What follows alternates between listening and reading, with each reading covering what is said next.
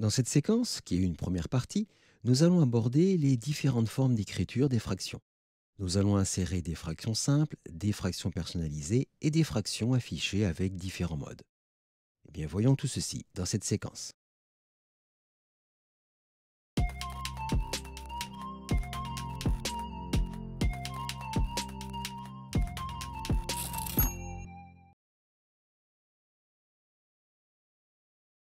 Dans un premier temps, voyons comment insérer une fraction entre guillemets classique.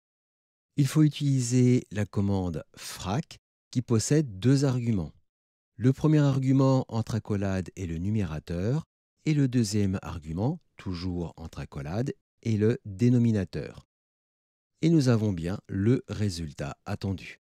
Vous pouvez penser éventuellement que la barre horizontale de la fraction n'est pas assez large. Pour augmenter sa taille, il suffit d'insérer des espaces mathématiques. Dans cet exemple, c'est une espace épaisse qui est utilisée avec le raccourci contre-oblique point-virgule. Nous l'avons au début du numérateur et à la fin du numérateur. Vous pouvez bien sûr utiliser n'importe quel autre espace mathématique. Et effectivement, nous avons une barre horizontale qui s'adapte à cet affichage supplémentaire. Nous allons zoomer. Voici l'affichage standard et voici l'affichage avec les deux espaces supplémentaires.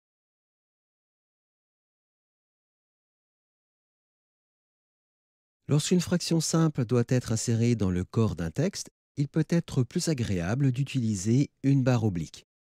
Voici les exemples utilisés dans ce paragraphe. Pour ce premier exemple, eh bien, nous avons tout simplement une barre oblique tapée au clavier. Nous avons x égale 2 tiers. Et dans le document, nous avons bien le résultat affiché ici. Je vais zoomer et nous avons un affichage qui est tout à fait satisfaisant.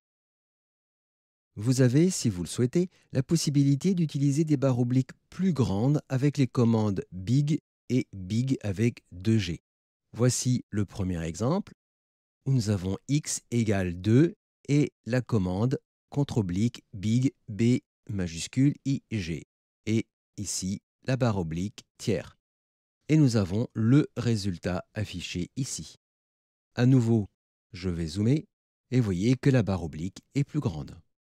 Même principe avec une barre oblique encore plus grande, avec cette fois contre-oblique big écrit en minuscule mais avec 2G. Et nous avons bien ici une barre oblique qui est cette fois vraiment très grande, voire trop grande. Si la fraction ne comporte qu'un seul chiffre dans le numérateur et le dénominateur, nous pouvons utiliser une syntaxe simplifiée. Dans ce cas-là, il n'est pas nécessaire d'utiliser les accolades. Voici cet exemple où nous avons x égale, de nouveau contre-oblique frac, et ici 2 et 3 à suivre. Et donc, nous avons comme affichage eh bien, la fraction 2 tiers. Je vais zoomer et nous avons bien ici le résultat attendu. Donc cette syntaxe peut être un petit peu troublante, donc il faut bien faire attention à son utilisation.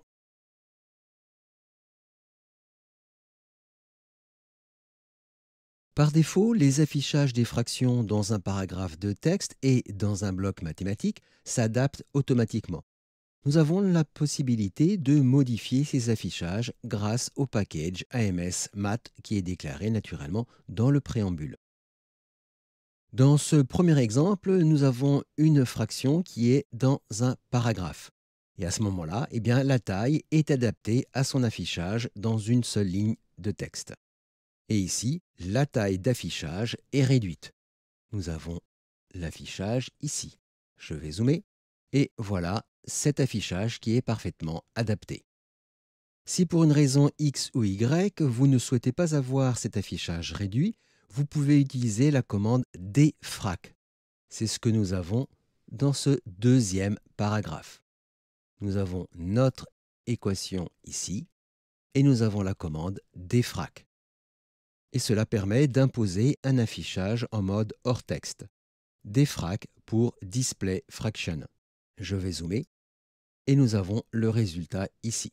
Et vous pouvez voir la différence entre les deux affichages, l'affichage standard en haut et l'affichage modifié en bas.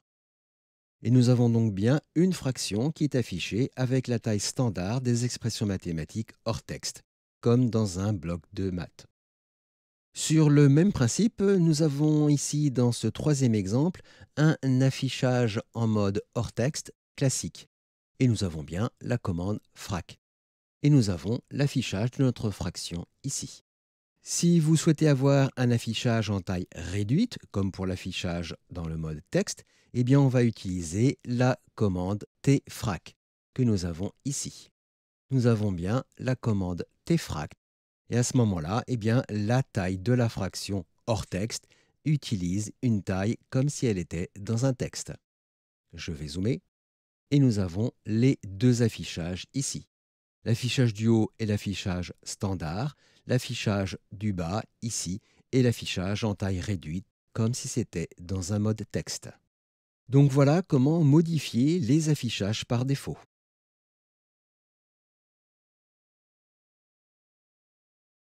Lorsque vous avez des fractions imbriquées les unes dans les autres, chaque fraction imbriquée voit sa taille réduite. Voici le premier exemple que nous avons ici. Et nous avons bien des fractions qui sont imbriquées les unes dans les autres. Et voici l'affichage obtenu. Je vais zoomer. Et vous voyez qu'à chaque fois, qu'à chaque imbrication d'une fraction, eh bien, sa taille est réduite. Si vous ne désirez pas avoir cette réduction de taille pour les fractions imbriquées, il faut utiliser la commande cfrac. C'est ce que nous avons ici dans cet exemple. Et cette fois, vous voyez que nous avons bien des fractions imbriquées qui utilisent la commande cfrac. Et dans ce cas de figure, eh bien, nous n'avons pas de réduction de taille. Et nous avons le résultat affiché ici. Je vais à nouveau zoomer. Et vous voyez bien qu'il n'y a pas de réduction de taille. Donc voilà comment ne pas avoir de réduction de taille dans les fractions imbriquées.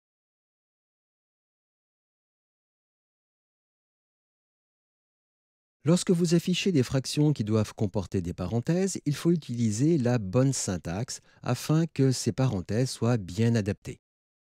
Voici ce premier exemple qui utilise des parenthèses standards. Et voici le résultat affiché. Je vais zoomer.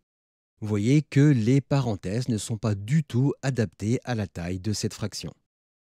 Pour utiliser des parenthèses qui soient automatiquement adaptées à la taille des fractions, il faut utiliser des commandes spécifiques. C'est ce que nous avons dans cet exemple ici. Pour avoir une adaptation automatique à la taille de la fraction, eh bien pour la parenthèse de gauche, il faut utiliser cette commande contre-oblique left et parenthèse ouvrante. Même principe pour la parenthèse fermante, contre-oblique right et parenthèse fermante. Et nous avons bien le résultat adapté ici. Je vais zoomer et voyez que les deux parenthèses sont parfaitement adaptées à cette fraction. Si vous souhaitez avoir des parenthèses encore plus grandes, vous pouvez utiliser une des tailles prédéfinies. C'est ce que nous avons dans ce troisième exemple. Ici, nous utilisons la taille prédéfinie big avec un B majuscule et 2G. Donc pour la parenthèse ouvrante, voici la syntaxe, contre-oblique, big et parenthèse ouvrante. Même principe pour la parenthèse fermante, contre-oblique, big et parenthèse fermante. Et nous avons le résultat affiché ici. Je vais zoomer et voyez que les parenthèses sont encore plus grandes. Je reviens à l'affichage entre guillemets standard et l'affichage augmenté.